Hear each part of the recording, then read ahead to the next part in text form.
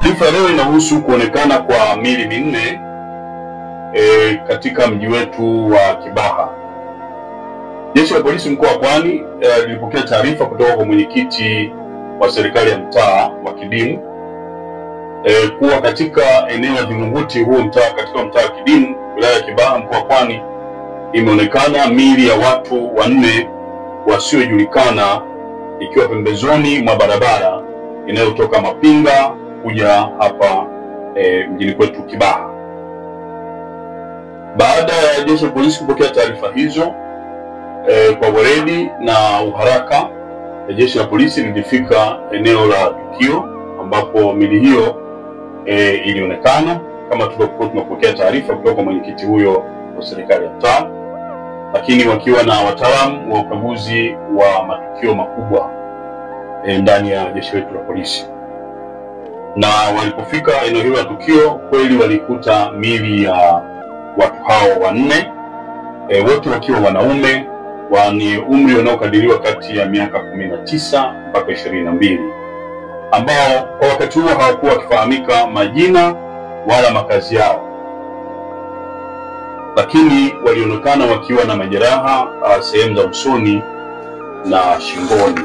Mara baada ya kukamilika kwa uchunguzi wa tukio hilo, kama taratibu zilivyo, tulichukua miili hiyo minne na kuipeleka katika hospitali yetu ya rufaa ya Tumbi kwa ajili ya uchunguzi wa kina wa kidaktari. Wakati tunaendelea na uchunguzi huo, ndipo wakajitokeza watu ambao walikuja wakajitambulisha kwetu kuwa ni wazazi na ndugu wa watu hao ambao walionekana kule Kidimu. Na watu hao ambao kama nilivyosema walitambulisha kwamba ni wazazi na ni ndugu wa familia hizo, waliweza kutambua miili hiyo wakati huo ikiwa kule Tumbi hospitali kama ifuatavyo. Wa kwanza alitambulika kwa jina la Mikidadi Abbas Mikidadi. Huyu alikuwa na miaka 21. Shughuli zake ni deiwaka wa bodaboda. Huyu ni mkazi wa Tabata Chang'ombe, Dar es Salaam. Lakini wa pili alifahamika kwa jina la Hasani Juma Jumanne, miaka 21, na yeye ni deiwaka wa bodaboda na ni mkazi wa Tabata Chang'ombe huko Dar es Salaam. Wa tatu alifahamika kwa jina la Fadhili Patrick Hiola. Huyu alikuwa na miaka 19 na yeye ni deiwaka wa bodaboda na ni mkazi wa Vingunguti Miembeni jijini Dar es Salaam. Lakini wa nne naye alitambulika kwa jina la Abdalla Fadhili Nyanga. Huyu ana miaka 21, kabila ni Makonde, dereva wa bajaji na mkazi wa Kisukuru Tabata katika jiji la Dar es Salaam. Mara baada ya utambuzi huo kukamilika kwa utaratibu wa jeshi la polisi, taratibu zinazofuata ni ukamilifu wa uchunguzi wa kidaktari, na mara baada ya miili hiyo kufanyiwa uchunguzi na madaktari kukamilika, ndipo jeshi la polisi likawakabidhi ndugu na wazazi wa marehemu hao na kwenda kuhifadhi.